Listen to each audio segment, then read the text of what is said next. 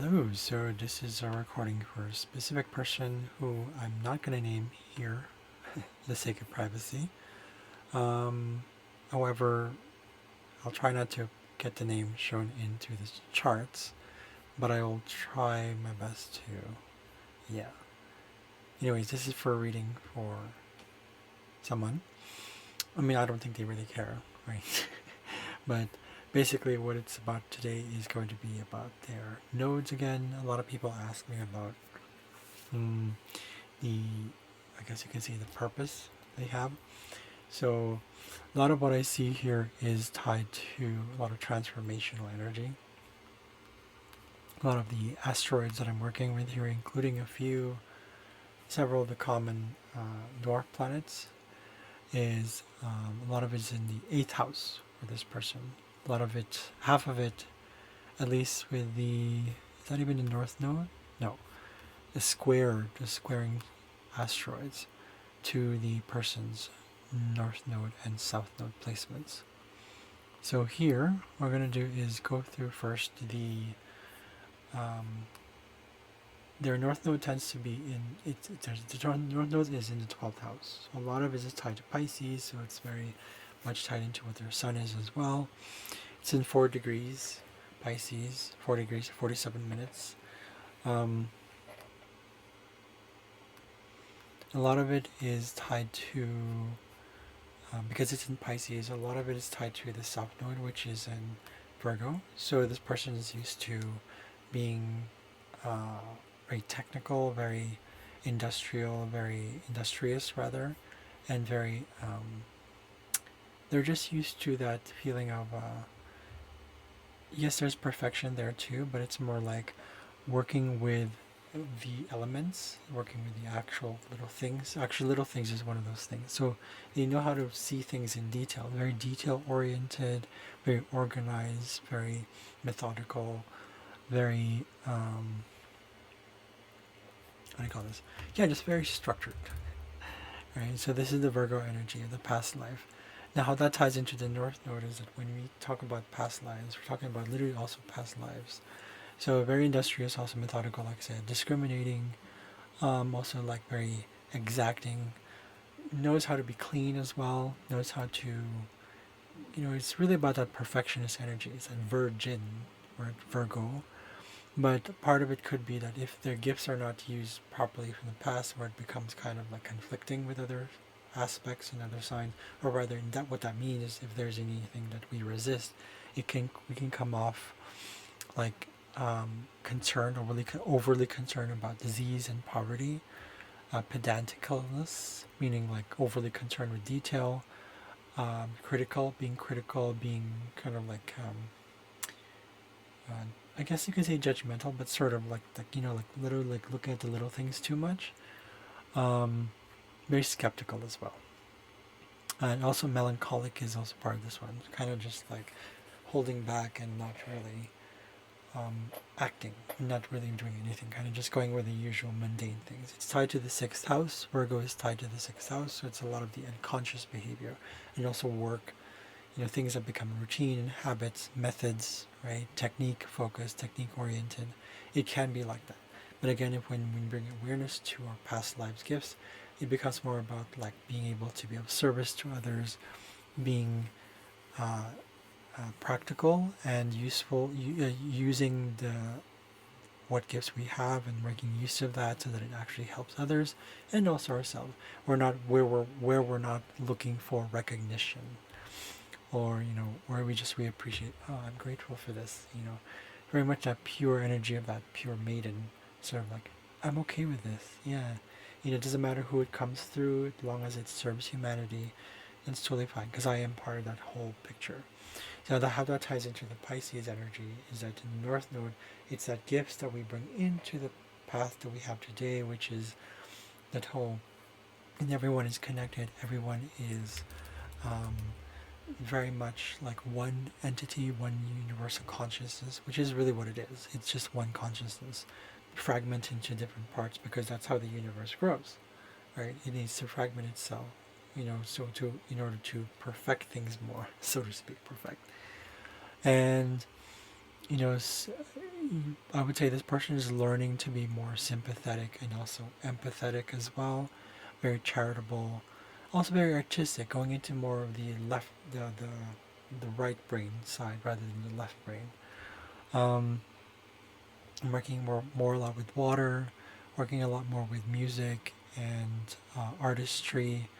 Watch out for like tendencies towards escapism. But again, I don't think that's the case. But I would say it's like idealism is kind of tied into perfectionism.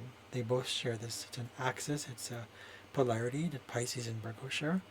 So it's that whole like idealism, perfection. It has to be a certain way, like my way or my way or the highway, right? So because this is tied to the 12 and the fifth house, this person is used to having like really being in actual like I guess you can say control. They know how to work with the little things when it comes to health, like hygiene and all that stuff. But let me double check here. So for those who don't know, welcome to my channel. Hello. I do work with, when it comes to many things, I work with astrology, but I work specifically with asteroids. Like I work with over 100, I don't know, it's long, over 100 asteroids that I use in my chart. I don't memorize anything. I go with the flow. I kind of work with, that's why I have what's this called, like my cheat sheet. Okay. So we're going to go into Adrastea. Adrastea is conjunct their south node, but also conjunct, let's double check here, Makemake. Right, the three plate, there's the 3 points, the 2 planets are conjunct her south node.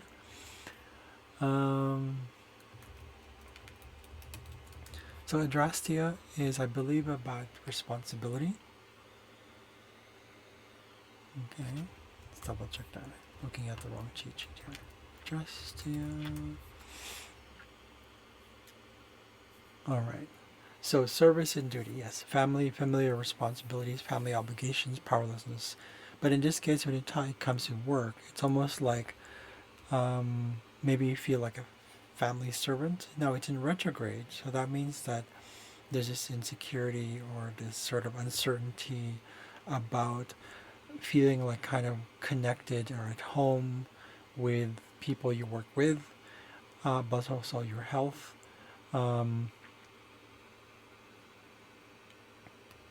Let's see here.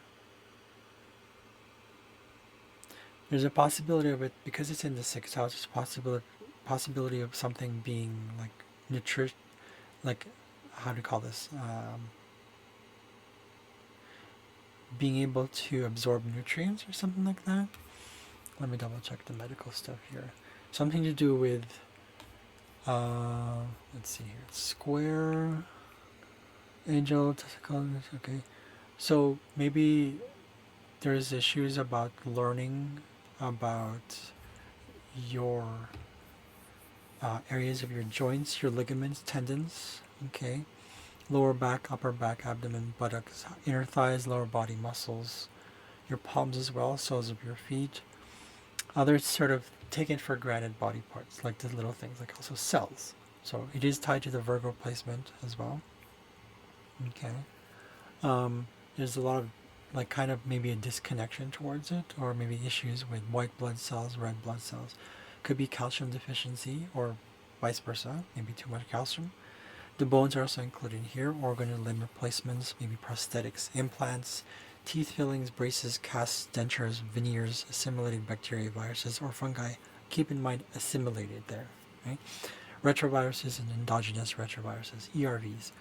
So this is what I discovered, but it could be any of these things, right? A lot of it is tied to like the little things though, like the things that we kind of don't really think about.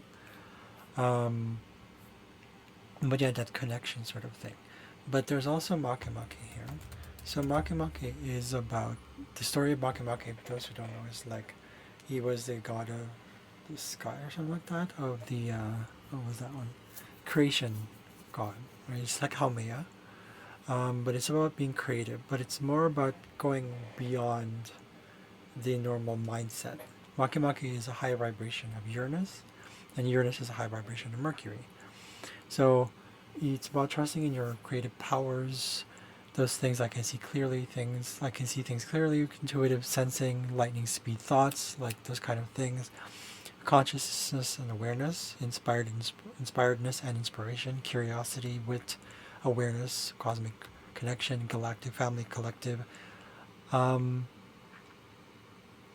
truth manifesting. A lot of it is massive manifesting powers because it's like just connection from source. It's like just connection from higher elevations of energy.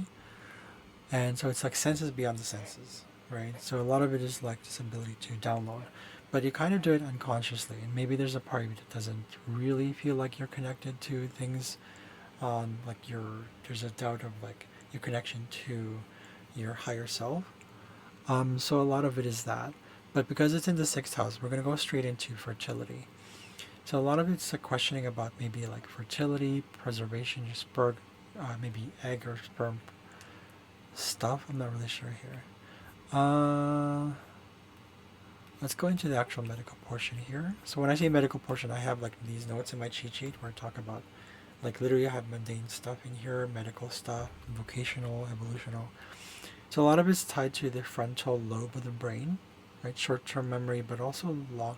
It's short-term memory, but it's like these quick downloads, right? Olfactory senses are probably part of this. The five senses that kind of ties in with the Virgo because it's body. So how that ties into adrastia is the little things that we don't see. Maybe like the little um, neuroreceptors in the brain. That's kind of like cells as well, the brain cells, and how that connects to um, the understanding of your own specific, like your health. Now, keep in mind that the sixth house is not just about health.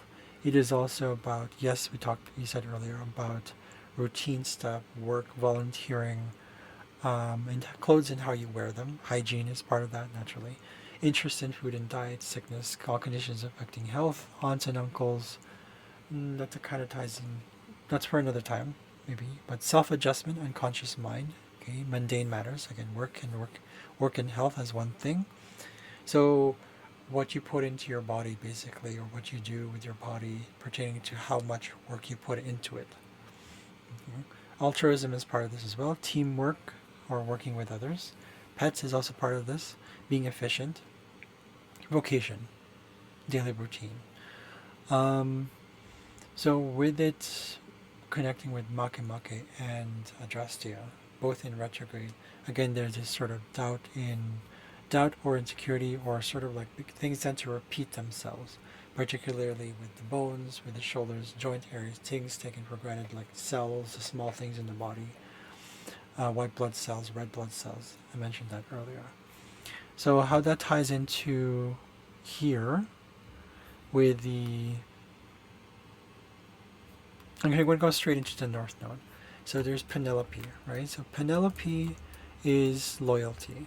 Penelope is just like, I'm going to commit to you because I really like it's like it's fidelity in a way where it's like when you agree to something, you already agree to it. Now, here it's more about chastity because it's in the 12th house. It's more about your committedness and commitment to and your faithfulness to your own personal beliefs, your own I guess that's also idealism as part of this one as well. Um, it could also tie into rigidity, but also the opposite of that, where it's like you're learning to let go. You become sort of this open person because because it's in opposition. What happens is you're learning to tie in um, the unconscious behaviors of not knowing what to do with service and not knowing what to do with the downloads you get or the inspirations that you get beyond the inspiration, beyond the thoughts. And so it's really about going into either it's preservation or release, right?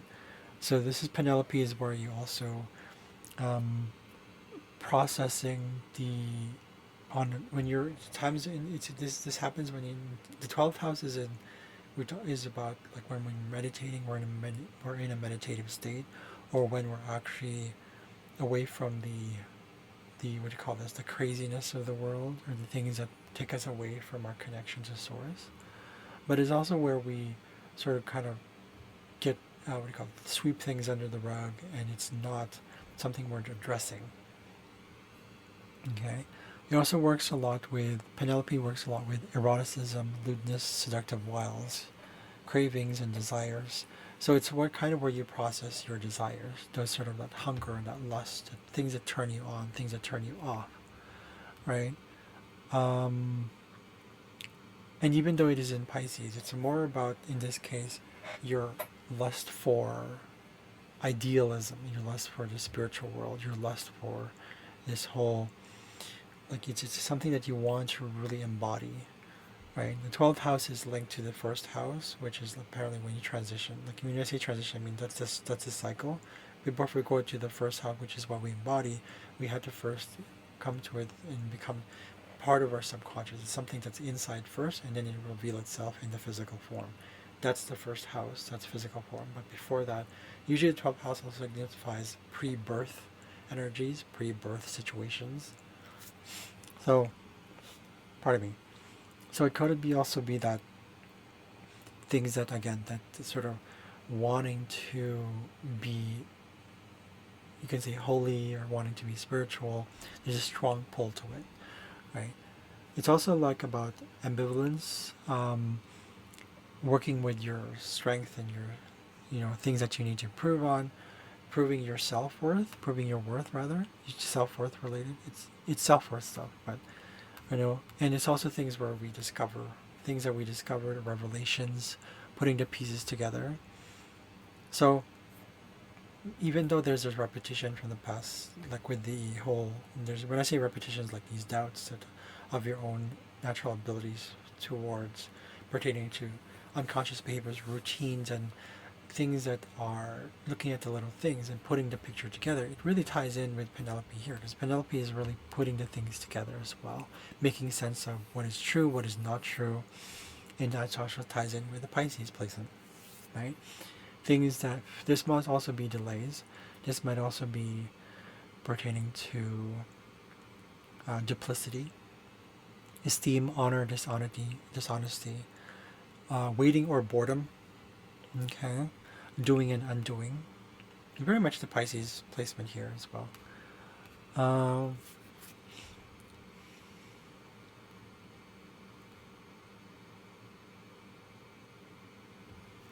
I'm not sure if homelessness is part of this one, but because it's in the 6th house and it's work, let's say maybe you didn't, not necessarily homelessness, but more like not having job, like homelessness in that case where it's like no sense of security, right? Because the 5th house is, the 6th house rather, down here, is the house of work and volunteering.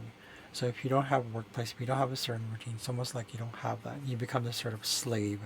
You become you submit to it. So these are issues that you deal with on a more subconscious level when this is what you're facing and you have thoughts about this, maybe dreams, and you're kind of aware of them. You probably also most likely remember them. You have Mercury conjunct Penelope, so it means that you recall a lot of these things. Dream work is one of those things that's probably tied to this one. It's tied to your North Node, which is something possibly one of your modalities. Working also with mistakes and errors. Working with things that are not real, so things that are cloaked, they're masks, disguises, decoys. Remember that I just sort of let you know that 12th house is also about dreams. So this could also be anything that I've said earlier, could also be something that you're not only processing when you're in a state of meditation, when you're in contemplation, but also in the subconscious level, which means also when you're sleeping. In theta mode, apparently, theta waves, right? So things that you also probably create are in your dreams as well. You're probably more creative when you're connected. But you also go through a lot of possibly roller coaster run, change of emotions, or emotional ups and downs, twists and turns. You probably get issues that you deal with in your dreams regarding probation or tests or being tested, things that you have to prove, verification, something to do with I need to prove my worth, so I have to be tested. Or where you also have things where you have wins or losses, kind of triumphs and winnings, awards, any sort of competition. But it also could be you also could be dreaming things simply about, let's say, stingrays. I don't know if you've ever dreamt about stingrays, pigs or swines, cows. Um, Something about being pure or pure substances. Maybe archery. I'm not sure if or maybe shooting, guns, lasers, targets of any kind, attacks, invasions, plundering, conquests, banishments, uh, getting fired or severance. Those kind of things. Things that are thrown away. So maybe dreams about waste.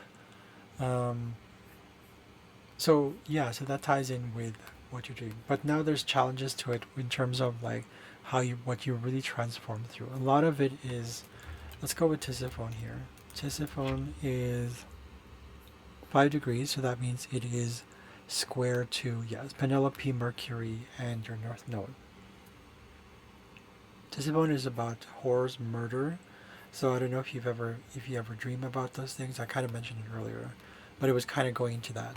We also dream about like people that are fighting each other.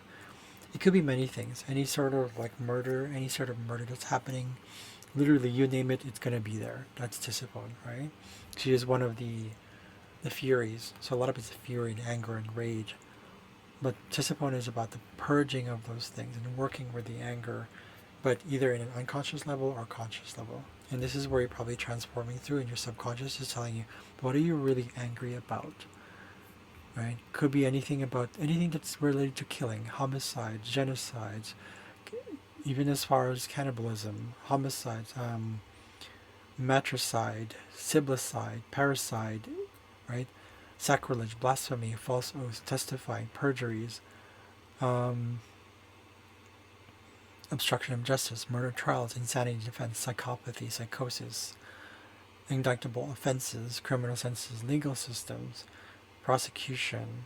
So maybe there's stuff about, again, there's a court thing. So there's that whole testing thing that I mentioned earlier, being tested, being testifying, being tested, being, so it could be dreams that you're processing. Again, that's the subconscious. Nemesis here is also conjunct in Tisiphone. So nemesis is about enemies. Nemesis is your inner enemies. So whatever you're fighting inside. So those are symbolism that you could probably be dreaming about and learning from your dreams and what that means. That's why I think that whole dream work thing, working with your dreams and like journaling them, but also using them as like maybe signs, as like visions or premonitions, that could be part of your modality.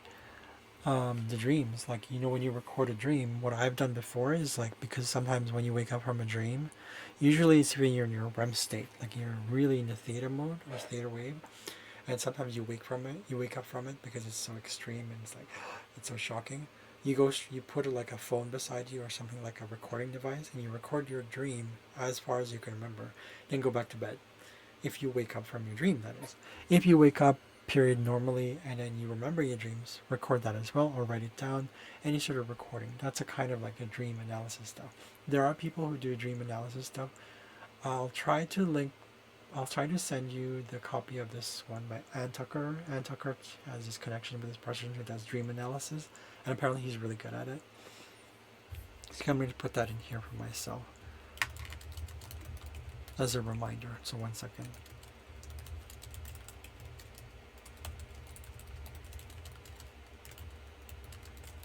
Okay. Let's see here. So nemesis is our inner enemy. So it could be punishment, it could be projection of shadow, blame, acceptance, spite, holding a grudge, finger pointing, escaping, trusting in your godhood and blessings or lack thereof, victimhood, grief, forgiveness, giving and keeping of power, hero, child, parent. That could be it. The golden rule, right? The golden rule: what you do against your neighbor, you get back. It's like projection again, the finger, and then back to you, right? So this is nemesis. A lot of it is projection, really. So any form of injustices, enemies, antagonism, antagonists, supervillains, probably. I don't know if you dream about supervillains or superheroes. Death penalty, again, capital punishment, justice, retribution. Retributive justice, reciprocal justice, law of exact retaliation, punitive damages, compensation. Those are kind of that. Punitive damages, I don't know if that's tied to taxes, because this is the 8th house. 8th house is about taxes as well.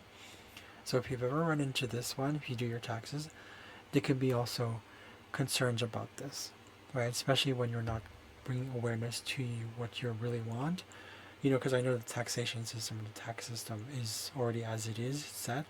I believe that it'll go through changes, but I don't know much about it to say anything here. So the punitive damages, compensational damages, part of this as well. This could also include power plays and struggles. I don't want to include this here directly. I don't want to be negative, but I don't want to lower your vibration. But rape and sexual abuse, sexual assault, right? I don't know, but what I'm seeing here, that's what I'm seeing here, right? Sexual consent, scapegoating is part of this as well. If you've ever been scapegoated, that's part of that. Yeah, when people saw you as this person to like, oh well, that's.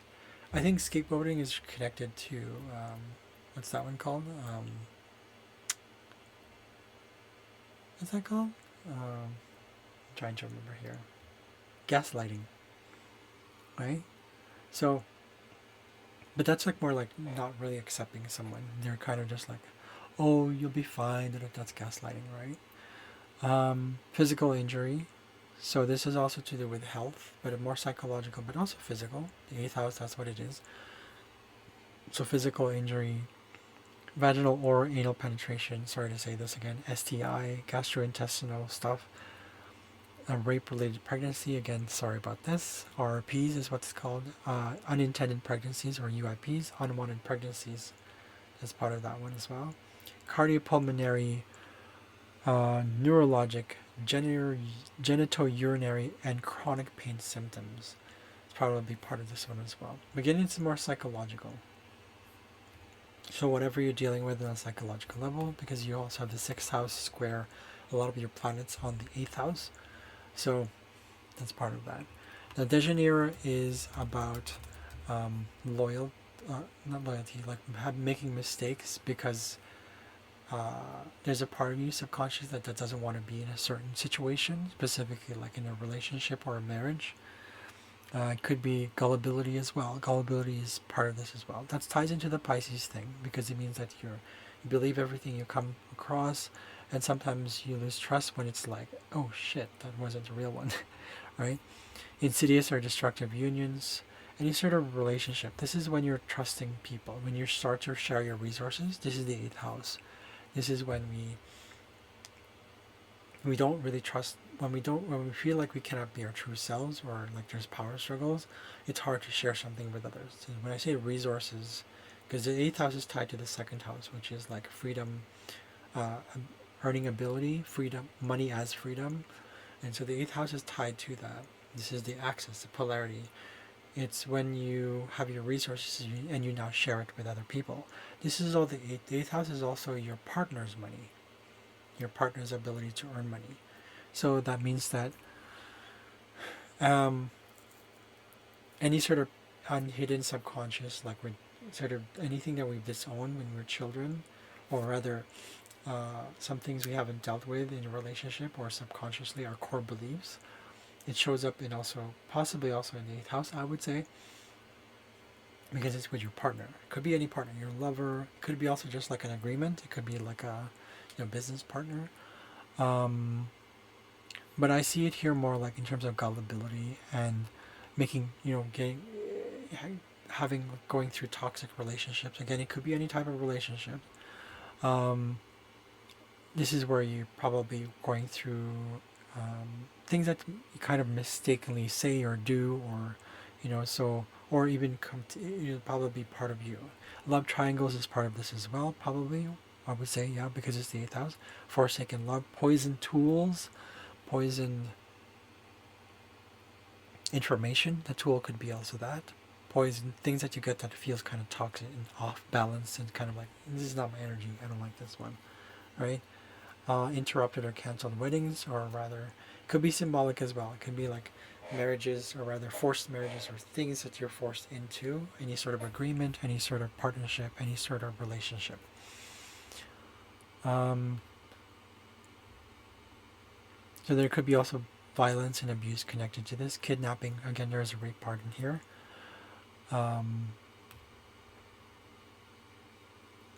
or you feel like probably also there's like cursing or curses, like you feel like the relationships are cursed, like it's not meant to be. Um, Sorry to say this, but suicides, hanging, strangulations, I'm not sure if you actually dream about them, but maybe it's one of those things where it's like it feels toxic. Any sort of like any sort of things that feel toxic.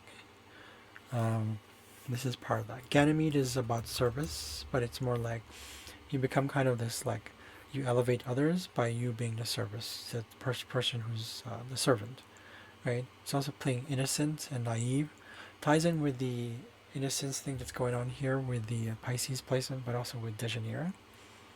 So I feel like this has a lot to do with your experience with being a sort of like the, I guess maybe the trophy girlfriend or the trophy wife, right?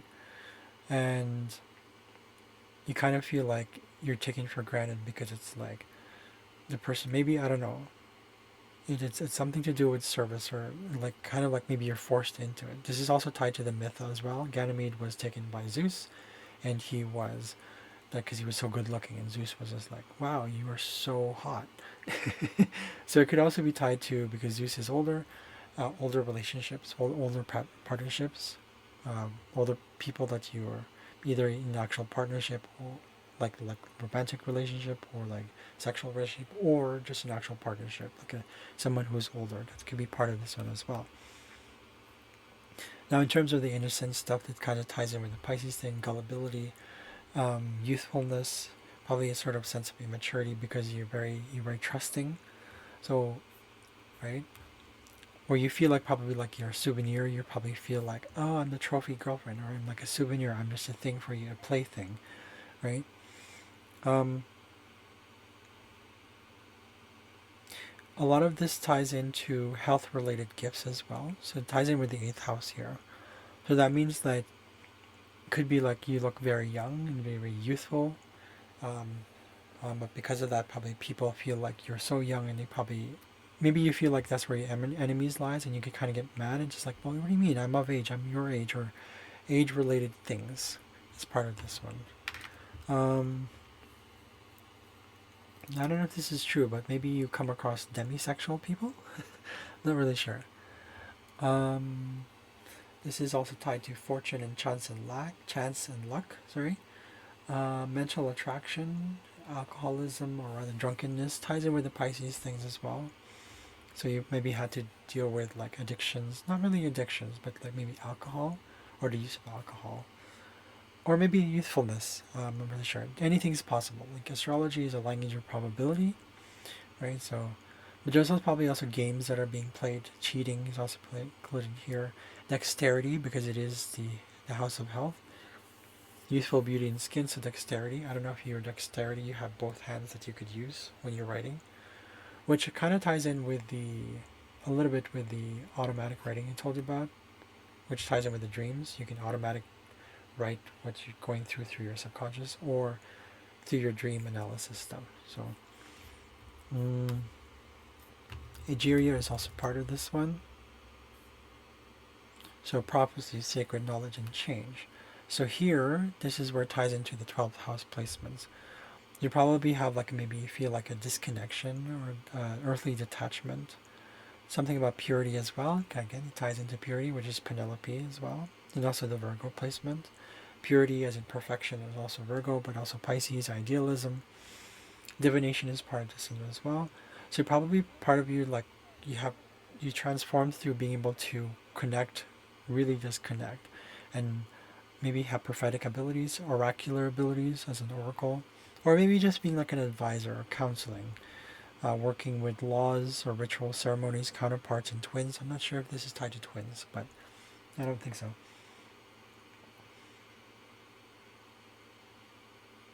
Youthfulness is also tied to this, right? Particularly youthfulness of young girls, but also young men. I don't know if you come across either you come across maybe young men or older men. I'm not really sure. Again, because it's tied to the dreams, maybe because it's squared the 12th house, maybe you dream about black poplars, tomes, Bibles, things about sacred books, spiritual omens, spiritual spiritual writing. There you go. So this is the automatic writing. I knew it. Okay, so there you go. I don't know if you dream about things like challenging dreams where you're like somewhere in nature and you feel very connected. It's something to do with nature hikes, mountain climbing. Maybe it also literally in real life. Maybe you do mountain climbing, you like hiking, you like woodlands, you like wildlife, right? Body fluids is also probably included in this one. Lubrication, lubricants, hydration, dehydration. Maybe you lack water. You need more water. You often drink, possibly. Especially when you're trying to do divination or you're doing some sort of like prophetic abilities and you're channeling. If you get to that point, again, this is a language of probability. So if you get into that, if you get into prophecy or being like a channeler, if you're open to that, which is a possibility. Let's look at your moon though. Your moon is in Taurus, so that's more of an earth grounded sort of ability. But anyway, so when you're able to channel, um, this is when you probably need that hydration, right? Because you feel like maybe you need to ground yourself a little bit more, or the opposite. Any source of nutrition that you might have that sustains you. Knowledge and wisdom, wells, fountains, springs, form of messaging, communication, symbols, and signs, teachings. And okay, it could also be that you dream about these things, particularly also with being able to help others and being able to teach them, because you do have your self-node placement, which is Virgo. Virgo is also kind of like a teacher. So yeah, all traditional knowledge. This is kind of Virgo as well. Controversial wisdom. Okay, I don't know if you dream about lightning or thunder or electricity, something to do with those kind of things. There's so many things that could happen. We don't know, but I'm naming all of it. Okay, Narcissus here is tied to your 8th house, which is squaring your. It still squares the Penelope and Mercury.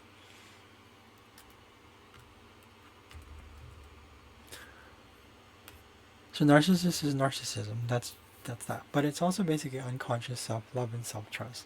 So whether you're the one going through those things or you have partners who have very unconscious love or self-trust, it's part of the process, right? Because narcissists have this sort of, they have this need to fulfill love because they feel like they've lacked it their whole life, right? It's a very unconscious behavior. It's subconscious. It's gone into that region of the brain, or, when it's narcissism implies that it's like it's never been dealt with. There's a lot of invalidation, right? So unrequited love as well as part of this one. Desensitized emotions and feelings of love. That's natural. Okay. A family background or heritage that has been there was a lack of love. It feels kind of cursed. It kind of ties in with the Janeiro, that feeling of cursedness, or false and empty love is possibly part of this. Self-abandonment, consumed by unconscious or subconscious belief that love has to be one way. Again, there's that whole thing with the North and South Node, right? Pisces and Virgo, right? Maybe also due to like parents not being there, okay?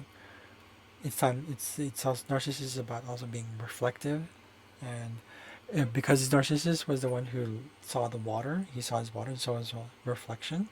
This is a sign, a symbol for self-reflection and also like working with your shadow, right? Because narcissist is tied directly to shadow stuff. So I don't know if you dream about mirrors as well. Probably that's mirror telling you to work on yourself. I don't know if you dream about daffodils or golden white flowers, or curses, spurned lovers is probably part of this one as well. Or spurned lovers. Maybe you are the spurned lover, or you met someone who felt like they were spurned by you. I don't know. Okay, law of attraction is part of this one as well. Twin flame. I don't want to really put this in here, but it is maybe twincest. Again, I don't know if it's tied to twins, but I kind of mentioned that earlier. There's a twin stuff there. I believe that's to Ganymede. Closed borders, anti-multiculturalism, xenophobia, which actually ties in here with Koar. Koar is international. Or is it Makemake?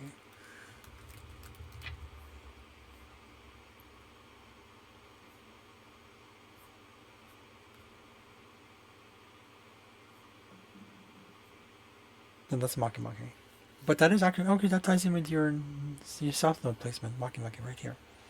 Right, so core is, in this case, because it's narcissism retrograde, that could be showing like xenophobia. Or maybe people you've experienced that maybe you didn't trust them, and you kind of got mad. It's like, what the fuck? You think of me because I'm Latina or whatever, and just like this racism, and you probably part of those things you probably naturally have to transform through, and that's okay. That's understandable. So core here is kind of like that disconnection from that. You feel like you're not flowing with the life of life itself. So it feels like there's issues with that. There's a lot of anger issues. I don't know if there was things like racism that you experienced through when like you were young, um, and that kind of led to huge things like, I don't want to say this, but power struggles, yes, but there's also homicides and genocides, or at least division, like within the family or collective or groups that you're in or communities that you're in, whether it's like tied to race or rather ethnicity, or if it's tied to ancestry, language, countries, relationships. Okay, so yourself as an individual in the collective. Okay, acknowledgement, acceptance of divisions or separation, recognition, acknowledgement, and/or searching for past life trauma towards healing, certainty or uncertainty of lineage. Right, that ties into that whole thing with Narcissus there. Um, Missions. I'm not sure if that's the part of that one. Saving. Okay, saving or being saved. That ties into the what do you call that? The martyr like tendencies of Pisces. Right? It's tied to Neptune. Um, yeah. So expansion, multiculturalism. There. That's why it's part of this one as well. So multiculturalism, or rather the lack thereof. So it's like maybe there's like xenophobia, probably experienced and probably still experience that, and you go through it, or unless you have moved and you don't experience it as much, but you might still come across it, especially if you're not, especially if it hasn't been dealt with, right? Because you do have your descendant in Libra. There's a rejection of it. There's a disownership, the rejection, denial of it in the subconscious when we're children. The whole like peace loving sort of thing, and you just kind of the opposite. You want to like fight through it. You want to prove to people like, I'm this leader, I'm this person who's, just independent person. I'm a pioneer. I'm me, myself, and I sort of attitude. No partnership. I don't want partnership. So there's denial of that. Of people, maybe you attract people who are very super nice, but on the surface level, but deep beneath, it's just almost like they're not like that. So if that's the case, that's something to work on, right? So the core thing, I want to go back to the core thing because it's also related to cultural suppression, or rather, adulteration of beliefs, imposition of beliefs or moral code. That kind of ties in with the Aries thing, but that's also with Pisces, because sometimes Pisces gets very like idealistic and very like, this is my belief, I want to push this on you. So that's something to work on, right? Labeling, right? So this is also about release of egoic yearning out of fear of the unknown, right? Sometimes maybe that's because, yeah, people, you don't know. Libra doesn't necessarily reveal itself. Libra is the energy of like peace and harmony, but sometimes at the cost of truth, and you don't want that, right? So you want the like absolute truth. You want to be aggressive. You want to. So, I mean, just. I mean, this is what you're born with. Right now, you probably change. You most likely changed a lot. So a lot of these things may not necessarily directly or still apply. Maybe the energy's still there. But yeah. On the opposite side of the spectrum, you have Alcesti. We have we have Jupiter, Mars, Alcesti, Tentacular, Angel, all the way down to Pholus here. Okay, so here you're transforming through your ability of self-worth and how it ties into specifically how you communicate and relay and share with others your sense of self-worth, sense of like ability to make money, your sense of ability to be independent financially speaking, but also appreciating um, your value, right? It is self-worth, right? So it's opposite of Jupiter, so that means that it's um, you have to learn. You're learning how to, in Mars there. You're learning to actually even bounty. Bounty is part of that in the moon. So being able to express your emotions and be honest with it, but be kind of more grounded about it.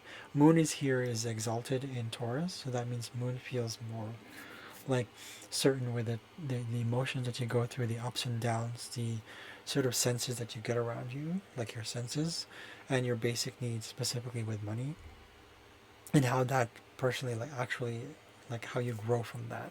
With Jupiter, it's expansion. Um, so it could also be tied to like motherly figures, or motherly figures who were very encouraging, who were very optimistic, very much supportive, will help you really grow, but also those who took initiative um, to help you in that regard. Um, this isn't about where you grew up with, but part of it is. The core beliefs that you have here is tied directly to Cancer. So your core beliefs is tied to your desire for security and a sense of family and connection, and really connecting also with your ancestors, and also connecting with in a very deep emotional level with people. So you don't necessarily reveal yourself to others. It's kind of like you're hiding things.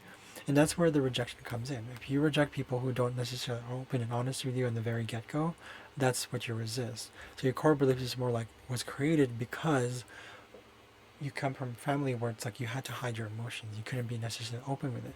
But then that's what you wanted to show the world, and that in itself affects your career, which we'll go into after. So this ties in with the Cancer in your nadir in Cancer, because the moon rules Cancer, and we go into that when we go into the fact that it's in Taurus. So you have a very grounded sort of like sense of security. It's not so much emotion, but how physical things, material things are tied to emotions, and how that makes you feel secure.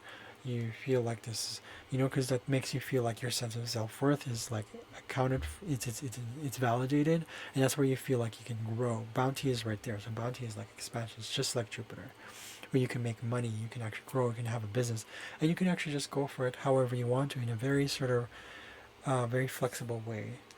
Jupiter here is in Gemini, so is Mars, so that means it's tied a lot to that flexibility and really being open to knowledge. And in the first few degrees of it's in the 0 and 1 degrees, so that means it's in you understand flexibility. You understand that you have to adapt. You have to be flowing with life and the information you get.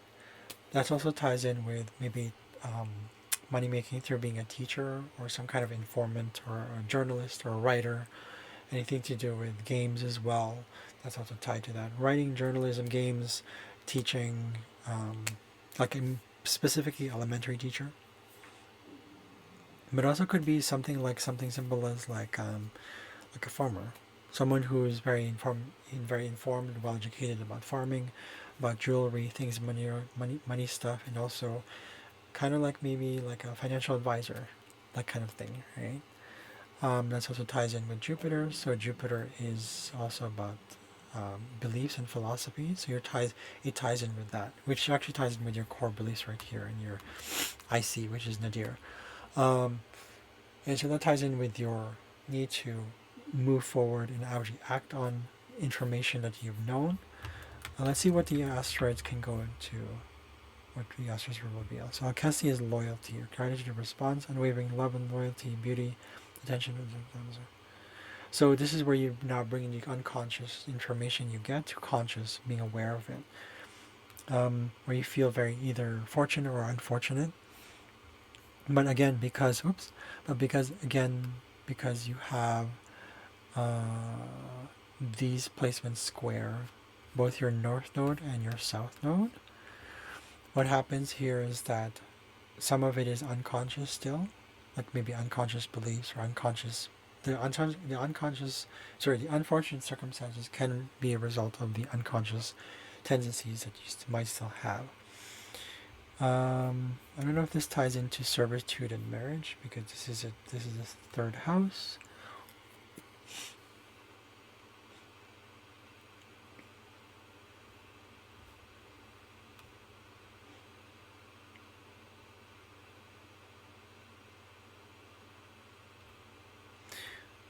A lot of it is definitely for sure, yeah, loyalty and commitment beyond death. It also could mean that you can come back from the dead, meaning like come back from the unconscious into the conscious. It's like a rebirth of consciousness. Um, and also taken for granted skills. This ties into the third house, which means that any sort of like learning process that you go through is uh, it's kind of like it has to go through kind of like a rebirth process, because it goes beyond. When I say loyalty here, I mean like this: you're committed to knowing more about what you're where you're headed in terms of like your self-worth, particularly also how you relate that to others, how you communicate your sense of being and sense of like, this is who I am, I want you to understand, right? But you also can run into conflicts with that, because maybe what do you call this, maybe because it's like other people are rescuing you, or you feel like maybe you're just allowing for others to rescue you. And it's that whole, it says here, according to the mythology, Alcesti was like a magnet for alpha males. Okay, meaning like saviors and rescuers, like the damsel in distress, right? um and that kind of comes in conflict with your north node and south node, which is like kind of learning how to be more trusting, but at the same time kind of finding your own voice. This is opposite of your eighth house placements, not being of service too much, not being of assistance, or not helping others way too much at the expense of your own sovereignty, which is actually ties in with your ascendant itself, right? Your ascendant is you embody this. You embody that Aries energy, which is like sovereignty, independence, kind of like a leader role. And so the Alcesti here shows it's like you can be loyal, but maybe in this case it's not so much loyalty to others, but loyalty to your own self, your own beliefs, and your own ways of thinking, your own things that you learn about yourself, right? And also self-worth and what that means for you, right? Again, it goes back to the poems and poetry here, narration, narratives, signs, warnings, right? It's particularly about resurrections and revivals. So I feel like there's something to do with maybe you're getting challenged to question whether you should do things like, let's say, what I do, like a mediumship, because that brings in connections, right? You also have angel here, so that means it's like this connection to angelic guidance. So necessarily, maybe both, maybe maybe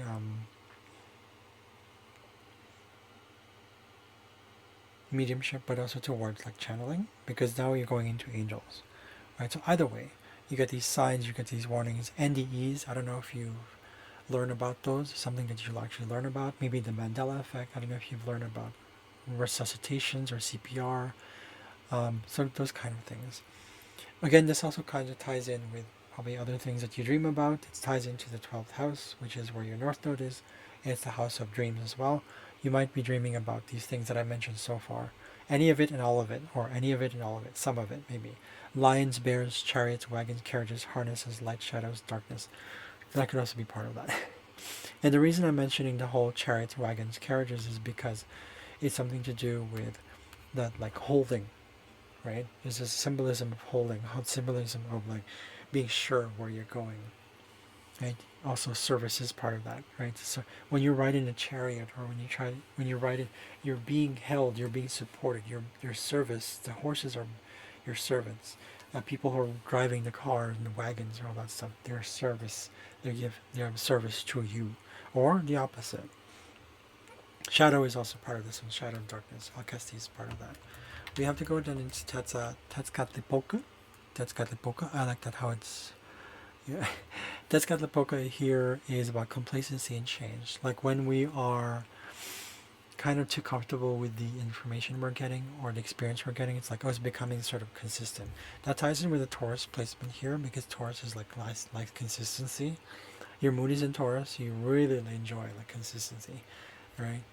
I mean, it's one thing to have like your Pisces, Sun in Pisces, but what takes over tends to take over is your Taurus, because it's a little bit stronger.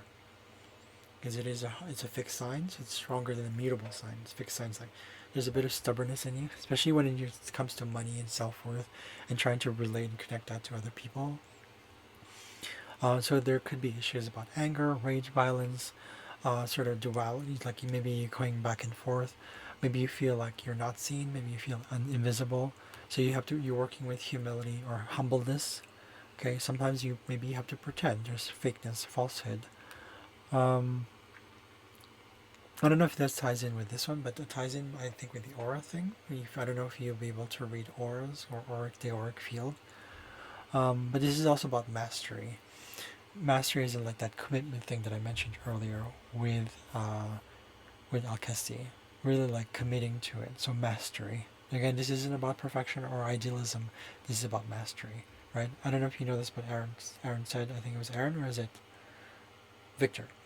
They said that it's not what we need to go for. What we need to go for is not perfection or idealism, or something really is perfection, but because it's never reachable, right? It's more about mastery. It's like can you do in the moment. Again, you run into chaos or conflicts, right? Maybe accusations, desolation. Um, accusation is tied into Dejanira. Oh no, it's not Dejanira. Is it Dejanira?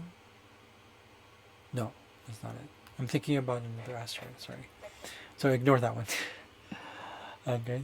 So maybe hostility towards, maybe, I don't know if you experience hostility in neighborhoods, like the neighbor you're around, conflicts or misunderstandings, or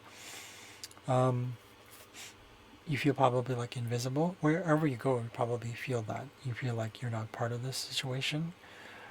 Mm, which actually ties in with the 8th house placements of the, I think it's Egeria. I totally forgot what it was. But you feel like you're not part of something, and that kind of creates a distrust on people. Specifically, like here, it's neighbors, right? The 3rd house is neighbors. Tazkatlipoca here is the 2nd house. It's in the 2nd house, but it's tied to the.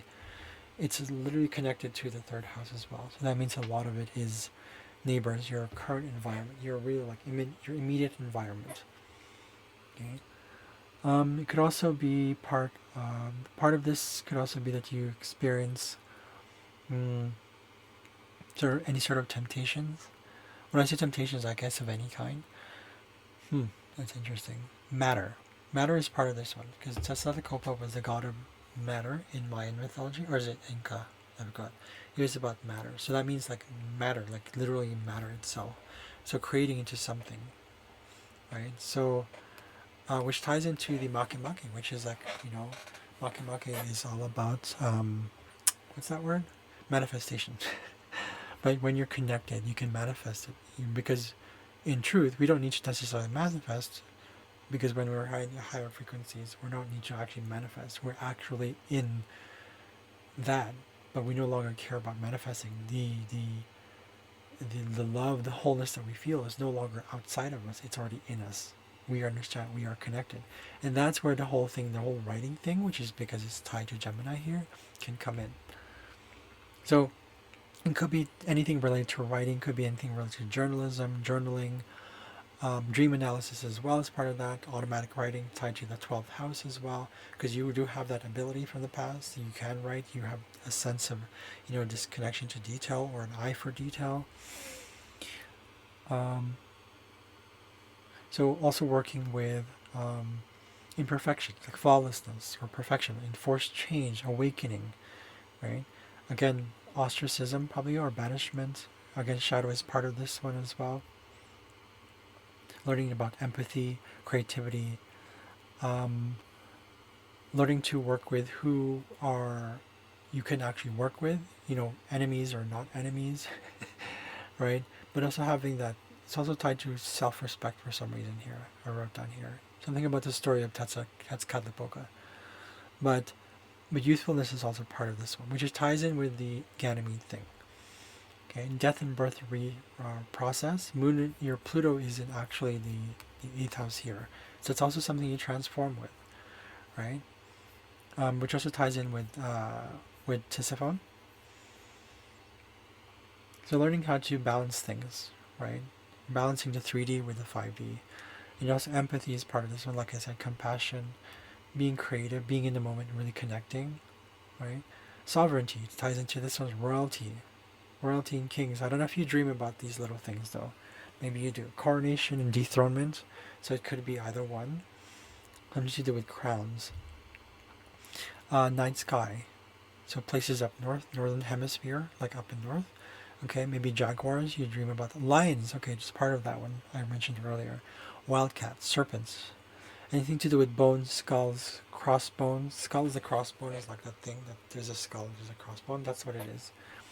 So it might be like danger.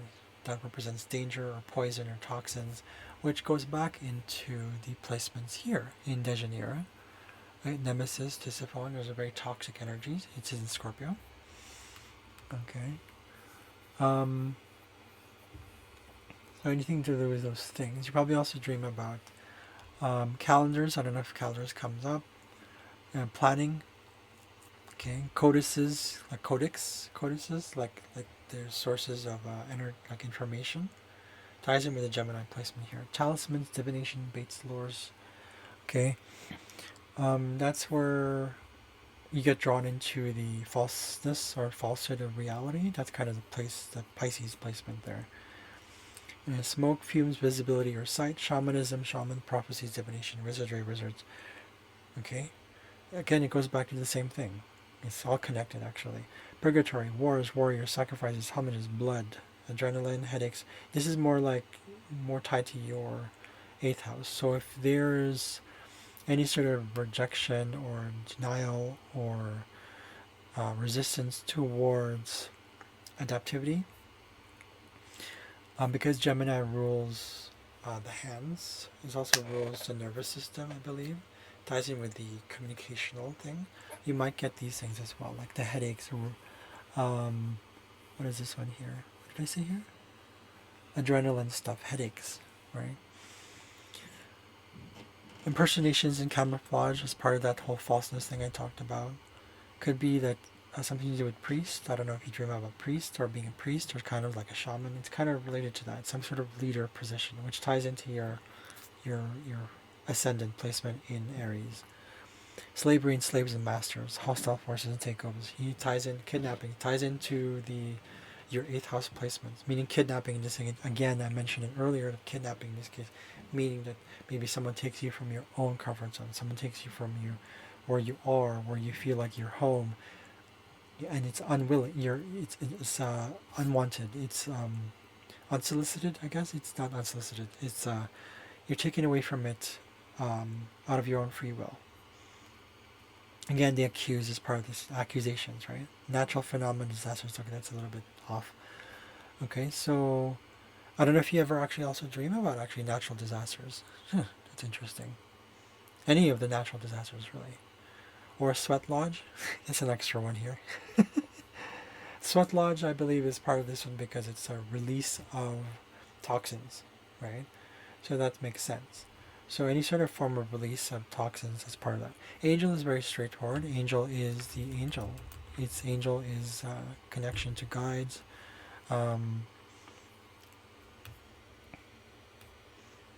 Again, it's really tied into that stuff. So maybe you have trouble, like you want to connect. There's a part of you that wants to connect with your connection.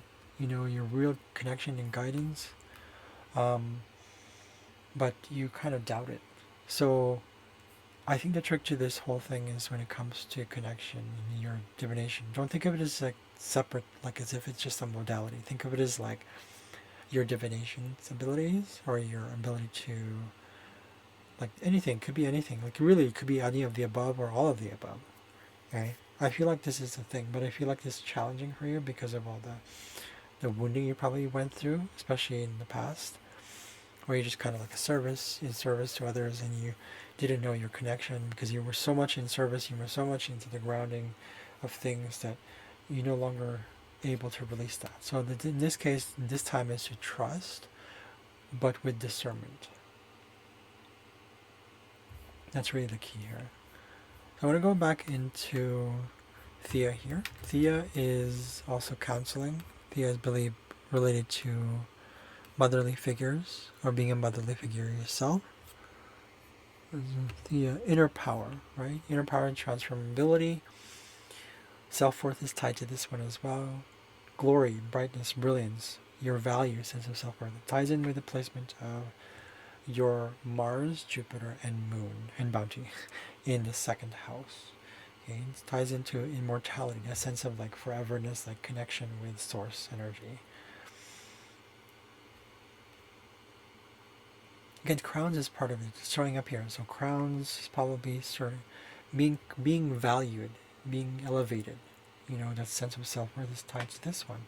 Family stuff as well, family feuds, and motherly figures. Family feuds in this case, like because of your cancer, and I see in cancer. So wounding is tied to that as well because it's tied to this right here. So this is where Chiron is. You had a lot of wounding when it comes to security. So naturally that makes sense why it feels like I've been left behind. I don't know where I'm not connected. So your sense of security is like, it's out of this. You know, it's not there. So, and that probably will cause probably some of the pain and the inflammation in the body, which is tied to the eighth house.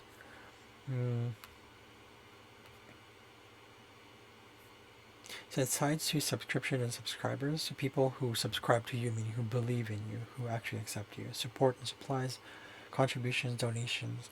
I'm not sure if that's tied to this one, but kind of, like with the money thing, but your feeling of like your sense of self-worth when you give service. Sight and vision, see, it's tied to this one. Psychic abilities, premonitions, dreams, okay?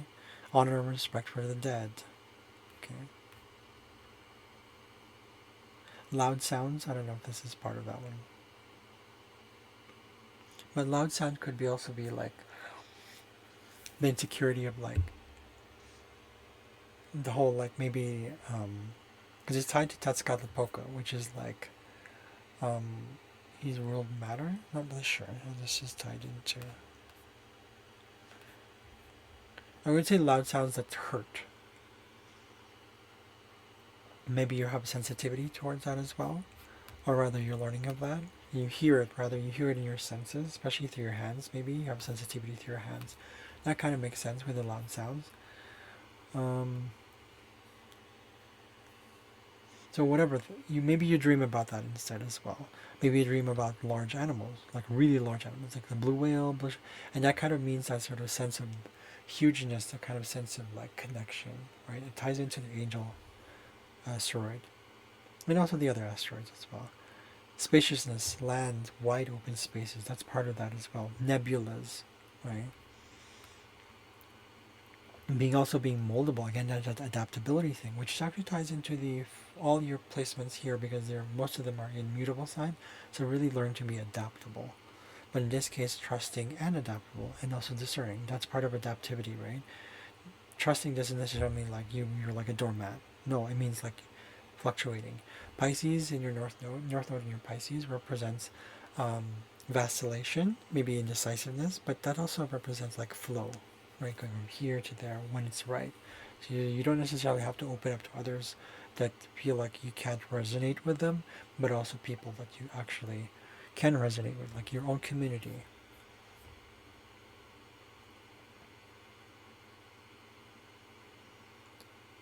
So flexibility as well is part of this one. Again, it goes back to tie us into the eighth house. Maybe you also have like not just headaches, but then things that affect you, your eyes, maybe your brain, your eyes. That's sort of arms. Okay, that ties in with the Mercury placement in Pisces, but also Gemini here with the asteroids in Gemini. It also ties into lungs. Apparently, Gemini also rules the lungs. That makes sense. The brain is also the headache. That's the one with Tezcatlipoca. Skin, stomach, ingestion, consumption, digestion, metabolism. I don't know if that's affected with. If you don't know if that's something that you're affected by. Because we're talking about ingestion and the stomach stuff, like you know the secretion of waste. That's I believe that's tied to. It's tied to Pluto for sure, but I believe it's also tied to Scorpio as well. So, but here Pluto is in 15 degrees, not tied to Gemini here. But that kind of would make sense. It's how it's related because it's also processing. The eighth house is transformation, transmutation, but it also could be physical, especially when it comes to security, your sense of security, sense of like self, sense of like worth, sense of like connection, sense of all that stuff, your belonging, your purpose.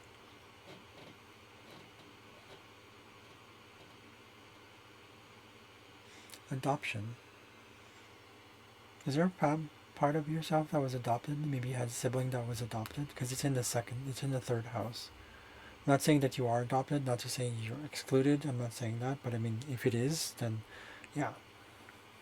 Or at least assimilation of some sort, like you're assimilating information. This is the third house, it's information, or assimilating, or vice versa, when people are assimilating to you. I don't know if that's tied into this one. No. Multiplicity, plurality, polyphysism, empty nest syndrome. Empty nest syndrome. That's kind of ties in with this one a little bit. Right? So a lot of the security stuff that's tied in with your moon, but because moon rules Cancer here, right? We look into moon ruling your fourth house, or rather the IC first, and then the whole fourth house thing. That's the energy there. It ties in with the whole empty nest syndrome that Thea is mentioning here. Sphinx is starting to understand. So you say Sphinx, right? Sphinx is like riddles. If you've heard of the mythology of the Sphinx, it's all about riddles. But really it's about black or white and boundaries. Kind of like knowing where things are. That kind of ties in with the adaptability that we were talking about earlier. Understanding that mysteries is a good thing. That challenge is being challenged by things that you don't know. And sometimes you can pass, sometimes you'll fail. And that's okay. Right? Treachery is part of this one as well. Mercilessness, which kind of ties in with the 8th house placements. Sense of immortality as well, the sense of connection. Thinking outside the box, that's the whole connection as well. It's not just in the head, it's also up here. Right? Way up here, right? So any sort of ego resistance, fight or flight, fight or freeze modes. Again, of course, riddles, puzzles, warning signs, signals. That ties in a lot with what I said earlier, but I think it was Egeria. It also ties in with Angel. There's a lot of these things, right? Do you see how there's like this whole thing in being tied? There's also, okay, so Sphinx is also about tests or exams, assessments, grading systems, labels. It's all connected. It's all starting to come through. Having boundaries, borders and boundaries, right? That's part of this one as well. So I don't know if you dream about this kind of thing, like boundaries or anything to do with like things, carving tools. Maybe you're trying to open things. If you dream about that and what it means, look it up. Maybe there's dream analysis of like things like carving tools, but also like strangulation. You feel like you're being controlled. I don't know. It also ties into the mandibles or jaw and the teeth and the biting. Head and throat kind of ties in as well with that one. Muscle tightening, tension. When there's resistance, that's the Sphinx thing, resistance. So a lot of this, there's resistance here. It makes sense, right? It's all coming together. There's a common theme that's happening here. But here's the thing about Sphinx. Actually, Sphinx also rules statues, stones, or busts, reliefs, sculptures, petroglyphs, but also raw minerals and crystals. So, or if you're like thinking about mining, like your own raw crystals. Remember, it's raw crystals. It's not the store-bought stuff, like raw. Okay, or could it just be stone masonry, building things, right? Which ties in with the placement of Taurus. I forgot to mention that. Taurus is a builder of the zodiac. So Taurus is about building things, doing things slowly, doing things little by little, but also here adapting to all of it. Aphrodite is here. So Aphrodite represents, it's like Venus. It's about love, of course. But Aphrodite is also tied to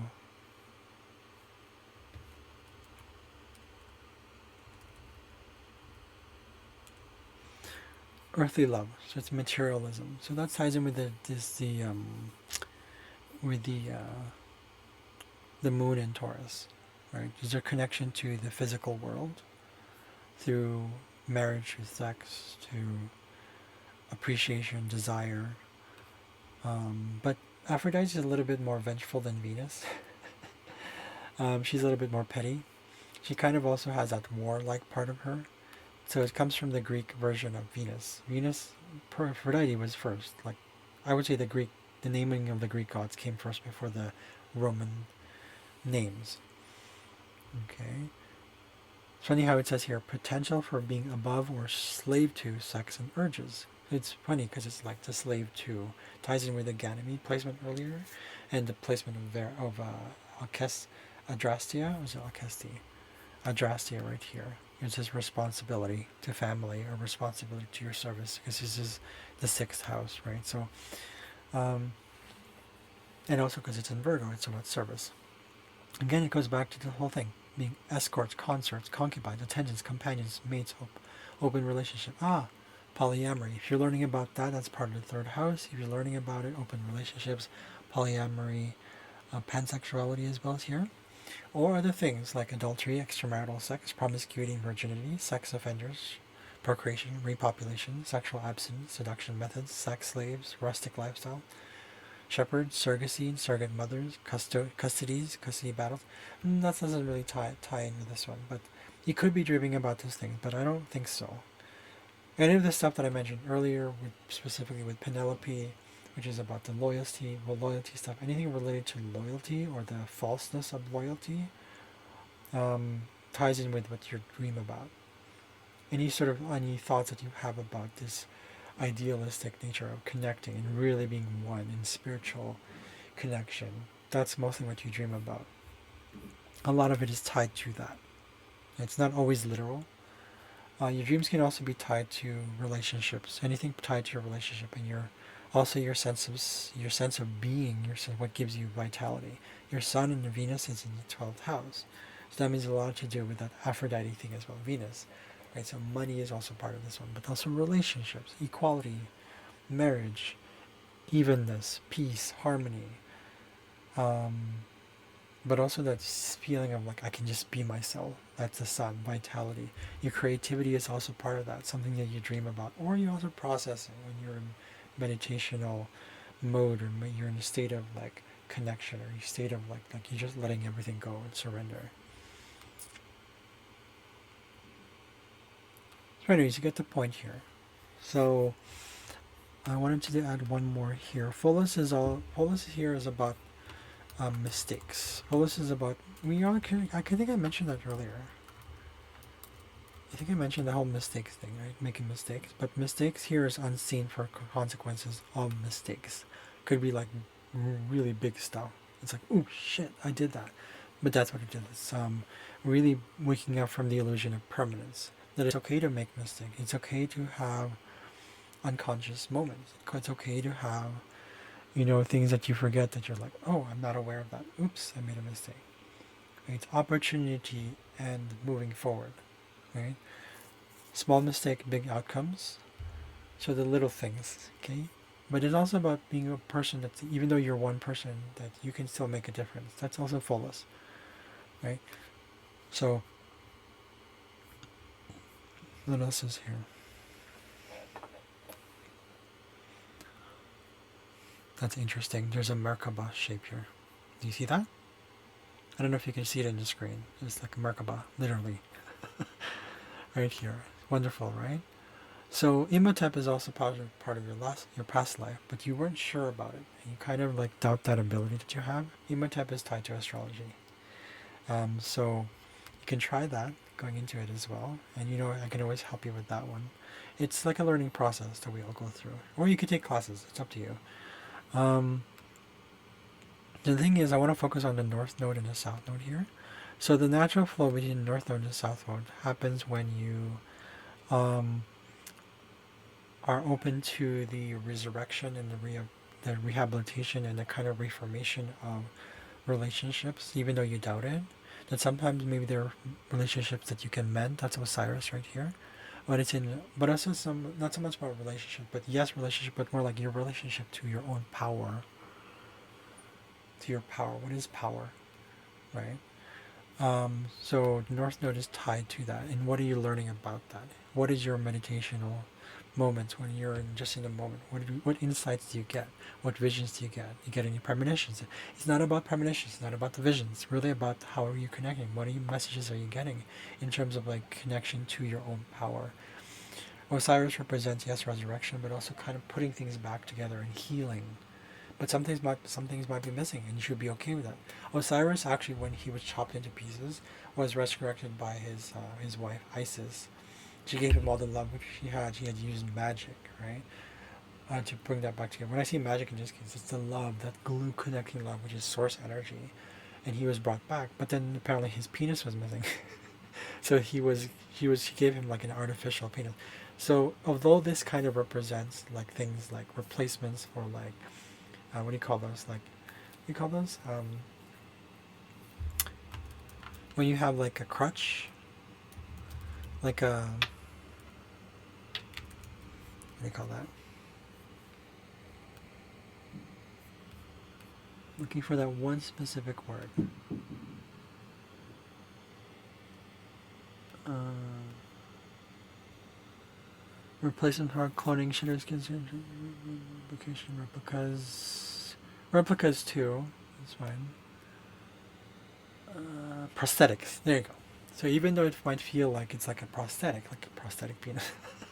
Sorry, I'm not just trying to be like focus on that kind of stuff, but basically what it means is like your own sense of virility, your own sense of ability to create, right? It feels like it probably lost, and that sense of power comes from that. You know how to work with that, even though you kind of question it again and again and again, and it happens to you. There's doubts in it. You naturally go through it, especially when you're in a state of meditation and you're really trying to connect. Even if you're not really meditating, you can be meditative anywhere you are, any time of the day, anywhere, anywhere, anywhere. And also connecting that with this feeling of like really trusting. Desdemona here, conjunct your Chiron in your fourth house as well, and Gaia, is a connection with your inner nature, your ability to connect with Mother Nature and your natural self. You have that natural ability. Now this is a trine. I'm just going to generalize on that because there's more to it than this. Actually, let's see what Desdemona actually says. How does this tie into the fourth house?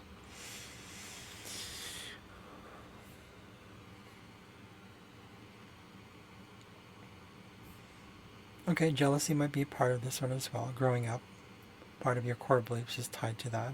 Certainty of passion,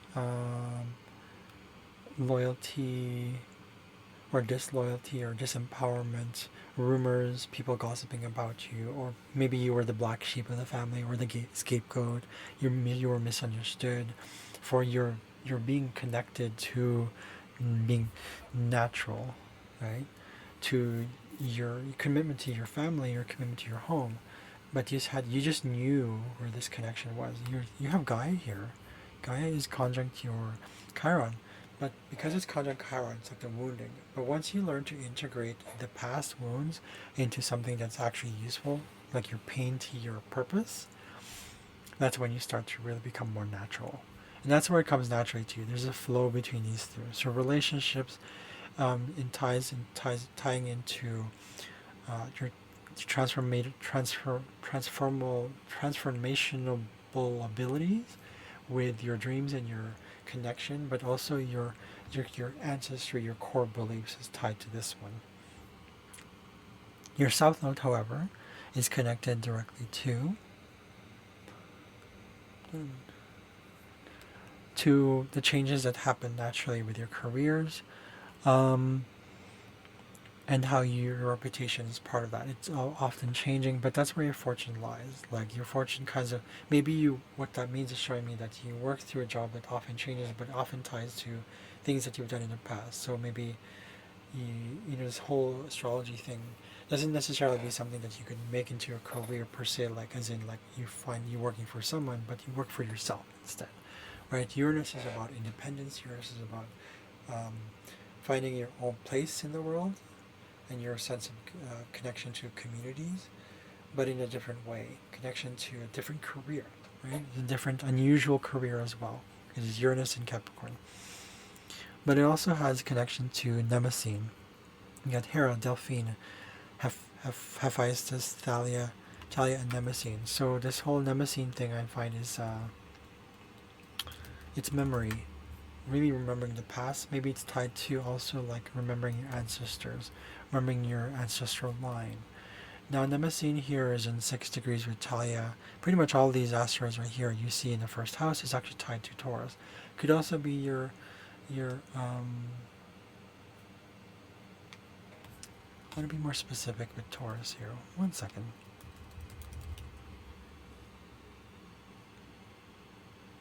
Ah, your connection to it's like you remember things through being patient and conservative and patient and like, but kind of just working through the little things and being practical about your own sense of creativity. Could be any form of creativity, of course, but also tying this in with being kind of just having fun with it, right? It could also be just you're having fun with your connection with math, maybe your higher knowledge. I would say it's more like with Makemake here, right? But it is also tied to Imhotep. So, but Imhotep is not conjunct here. I believe it is with connection to Adrastea. Yeah, it is actually tied to that. So it's still connected. Yeah, so Imhotep is your connection to that. But Imhotep here is in retrograde. Again, remember retrograde is something that feels like you're in. It's an inward processing of your ability to connect and understand things that are like your sense of mysticism. Mysticism doesn't necessarily mean like just spiritual, but also in the physical world. Because Imhotep was good at science and math and architecture. He was also an advisor, so that could also be the part of that. So when you have fun with that, the process of being able to help people, but at the same time something you enjoy, like I believe it's tied to like memory and commemoration, but it's really, really having fun with it, inspired fun, leaving laughing about it. Talia is about comedy, literally anything to do with comedy. That's Talia. Okay.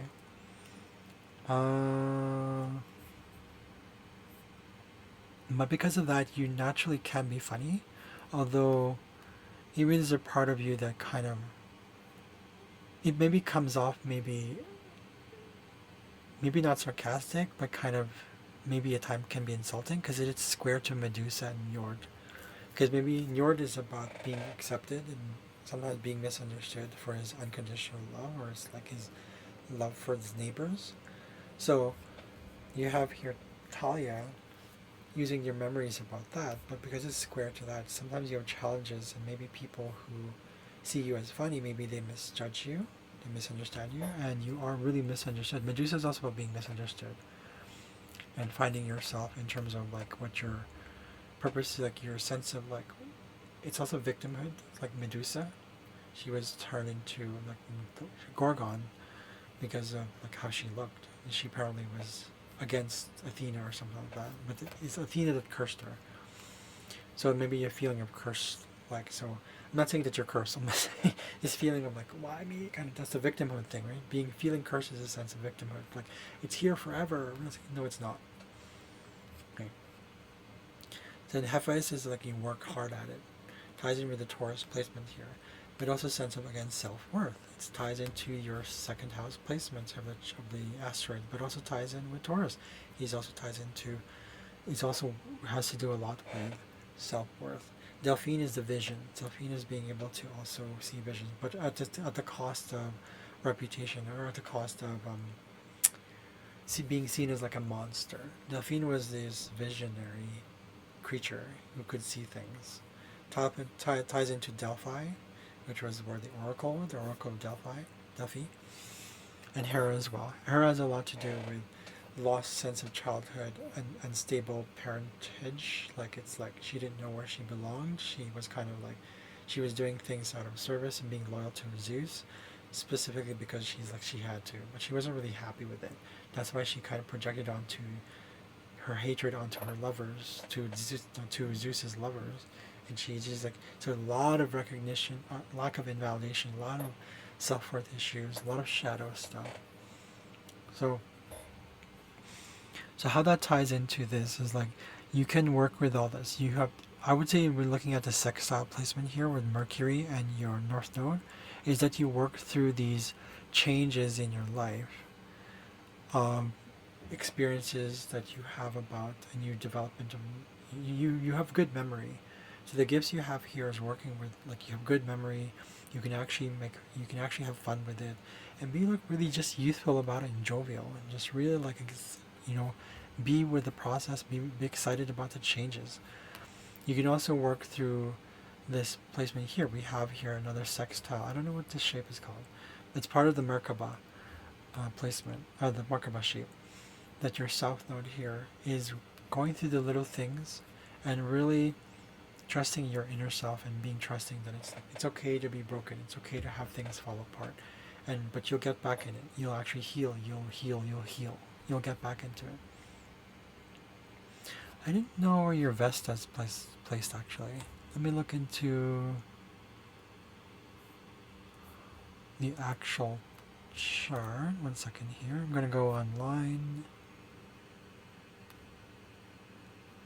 Did I put you here? Oh, here we go.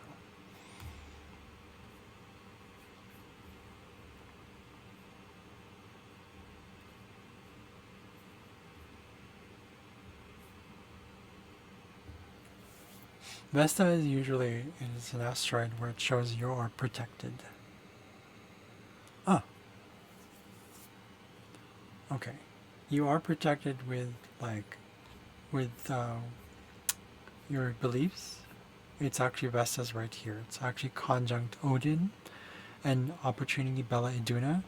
So what this means is that this placement right here is Vesta here is about sacredness and your sense of purity, your virginity, meaning standing your ground and knowing that it's like I don't need the.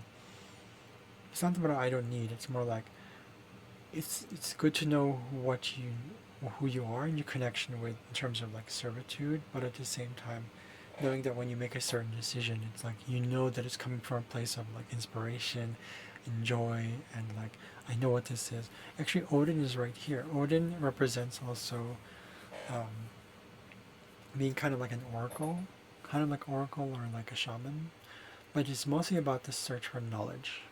When you're open to the search of knowledge, not for the sake of knowledge, but for the sake of really connecting, especially particularly like your wounding, but also your childlikeness, and also I forgot to put here Quetzalcoatl. Quetzalcoatl is something about changes in lightning, which ties into the Uranus placement above.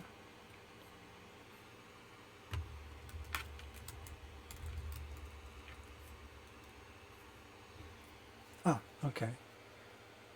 Intoxication.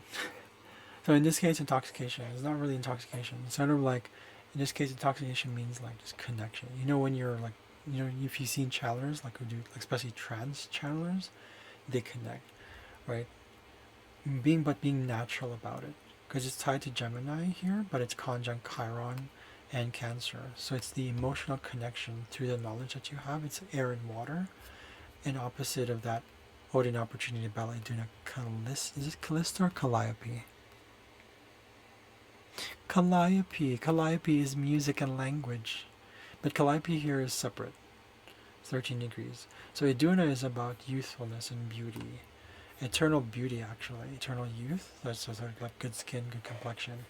But in the 9th house, she doesn't really, she's not really about that. Youthful innocence. That sort of divine feminine or feminine energy, healing, protection, ties in with the Vesta placement as well.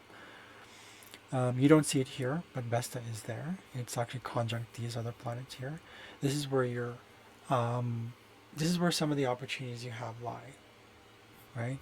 So that means that when you work through the wounding and balancing the wounding of loss of like family, I guess in this case you want to find your own family. You want to find your own community that's natural, that doesn't ostracize you, that doesn't kick you, that really accepts you, and tying this to like the knowledge you have of that and sharing that knowledge of that. Specifically, I would say like with like your community from the neighbors you make has become family, and the foreigners you have, the business interactions you have, it could just be foreigners or business partners you have, and going with that flow of the changes that happen, whether even if it's like unexpected changes, and working with that sort of uncertainty. And it could be tied, it is tied a lot to beauty, but that's more like a career stuff. I wouldn't necessarily say that that's what you should go into. I'm just saying that's part of it. That's part of your healing process, right? But you are called to connect a lot more. That's the main thing about this North Node placement. You are called to connect a lot more. Okay. There's other stuff that I mentioned here. Like, for example, this focus on these planets here. The first house here, Del- Hera, Delphine, Hephaestus, Thalia, Mnemosyne. And really the key point of this whole thing is the natural placements, like the natural abilities that you have, like being connected, is tied directly to being natural. Could also be tied to being. It's a lot to do with the beauty, the youthfulness. When I say youthfulness, I don't mean like I look youthful. I mean I feel good. Whatever you have inside is what you're going to come out with. What's going to come out itself. Okay? And know that you're always guided. You're always protected. You do have Vesta in your business, or in the house of business and big business, or the house of philosophy, the house of travel, the house of like travel, long distance travel, and the house of philosophy, sense of belief or belief system. Also, visions is also tied to the ninth house. It also means dreams as well.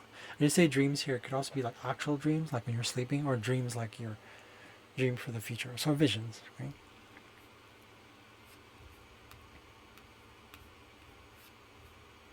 So going into details of Mercury. Mercury rules um, your sixth house here, so it rules the south node. So that actually ties into that one. So that means that um, be open to that knowledge. Be open to things that you're learning, things that you're. It's ongoing, but also the fact that it has to be like practical knowledge. Sorry, I got gassy there. Um, but also tied to Neptune. So your north node is in Pisces, so we're going to Neptune. It's some things that you work hard at. You know, your faith, your idealism is grounded by Saturn, which means that you are able to work hard at what you do. The beliefs that you have, it's very grounded in the material world. Go with that as well. It also means that you are learning a lot of things, literally like through the patience, the struggles you go through, the limitations, choices that you make, because it's tied to karma. Saturn is tied to karma, but it's also tied to time. So sometimes maybe there's a part that needs to release this, like, just rigid sort of concept of like this has to be this way, like linear time, releasing that, and really, balancing release versus like. So basically, this is what it is. It's 3D with 5D and beyond, right? Saturn here represents a 3D. Neptune here represents the 5D. In between them is 4D, timelessness. So in this case, timelessness means that you don't necessarily need to like adhere to every single schedule or time or limitations or boundaries, but be open to what needs to be open and be closed to what you feel needs to be closed. That's what real boundaries is really about, authenticity of yourself. Then we go into Jupiter, which also rules Pisces. Jupiter here is also being about expansive and being open to your emotions, to the physical things, but going for what inspires you in the physical world and using that to elevate you as well. And you adapt to that with your changes in career, your Mars, all these planets here, your Mars, Jupiter, Moon, are in quincunx aspect to what is this one here? Opportunity, Odin, and Uranus. No, Opportunity, Odin, and your midheaven, MC. MC Hammer, if you remember MC Hammer. Can't touch this. I guess you can use that song as a kind of a sign too. Nobody can touch you, but at the same time, you're open to the inspiration, creativity, and all that stuff. It's a balance between being hard and soft, right? And divine feminine, divine masculine.